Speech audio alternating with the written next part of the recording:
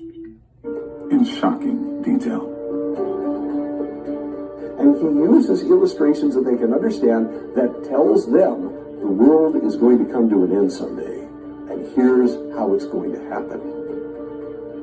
So, to fully understand the depths of what Jesus could have revealed to the Galileans regarding how and why he would return in the last days, we must understand the unique culture to whom he was speaking.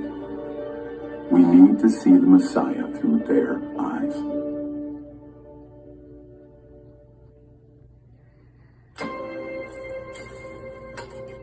This sparked an ambitious research project, and fragments of new insight began to expose the forgotten ways of the ancient Galileans. You know that 2/3 of the gospel took place in a little strip of land by the Sea of Galilee. 2/3 of the gospel. It actually makes no sense. You really think about it. Most of the Jews didn't live there, but yet 2/3 of the gospel took place right there. So you cannot ignore the culture and the people, the life and the habits of those days. And that's why the Galileans are playing such a big part. There are a lot of other people who have a lot of pieces to the puzzle.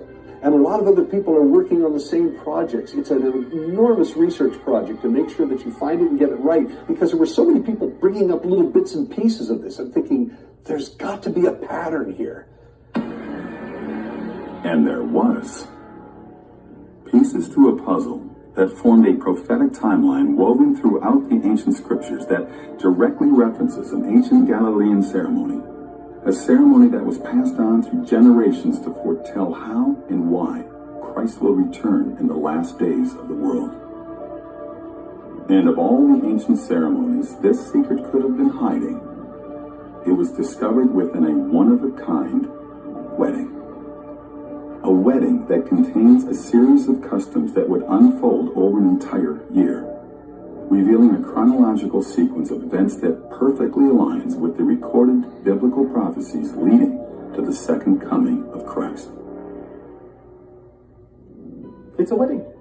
It is a Galilean-style wedding. There's no doubt about it. Why use a Galilean wedding? Because all of his disciples were Galileans. When Jesus taught his disciples, he used an object to start with that they already knew. Then he would say, the kingdom of heaven is like that.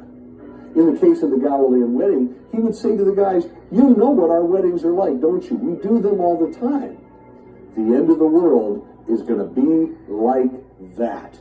The parallels to the rapture are incredible, and it is so brilliant. It's so brilliant.